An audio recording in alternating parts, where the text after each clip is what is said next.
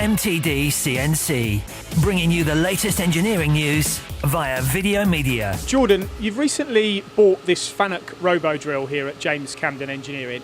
I think what's really interesting is you've not bought this machine just for production machining, have you? No, it's literally just for creating really good, accurate parts. So what we need is a really reliable, super accurate machine that we could work to really high tolerances, and it would be reliable and consistent.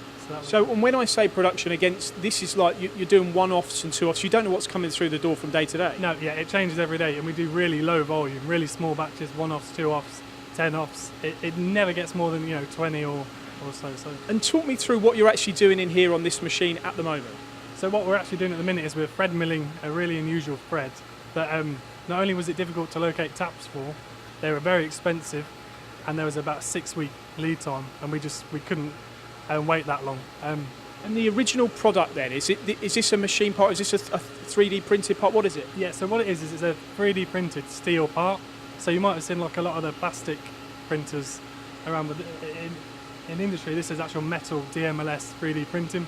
So what they're doing is they're taking the CAD data, they're printing a part, but what they do is they leave on stock material because it's not as accurate yet as machining. So what we do on the robo drill is we will machine all of the features that they need to have in the part to be reliable and to be accurate. So you get the finished part as a 3D printed product, and then you're doing the drilling and the tapping on this machine? Yes, all on this machine, yeah. So how do you go about making sure you're in the correct position to drill and tap? 'Cause I believe you set it up and let it go, is that correct? Yeah, so what we do is we ask them to print, because they print on a platform, we ask them to print a reference block on the platform that is relative to the orientation of the parts. So what we'll do is we'll use a Marpos probe on the machine to find the position, and then from the CAD we can go from the reference point to the first point, and then that's the start point of the and this isn't about speed, is it? This is about making sure you get a quality product off the machine. Yeah, that's all it is. It's about working to extremely high tolerances. That's it. We couldn't do it before on our old conventional machines, whereas this machine we can. And that would lead me into saying that this is your first sort of full CNC VMC, isn't it? Yeah, it's the first one. And your experience so far with FANUC? Really good, actually. I really like all the guys who work there. The applications guy is fantastic. The service guy, I really get on with. He's brilliant.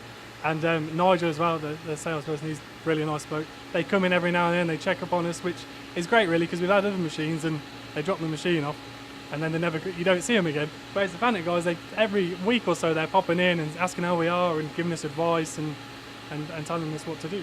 So it would be fair to say that this machine was sold to you with an applications solution as well as the machine? Yeah, it was mainly, and we weren't even looking to get a machine. But we had a problem that we were trying to solve the old way, and we spoke to Nigel and he said that there's these new VMCs that can do that, because we had the misconception that CNC meant batch or production, and it's not necessarily the case. If you want super accurate parts, even in a tool room like this, VMC is the way to go. This is one of the reasons we're here to explore this, Jordan, because a lot of engineers in the UK will look at a FANUC robo drill and think it's production, it's volume components, but that's not the case, is it? No, definitely not. And the most misleading thing is the robo drill.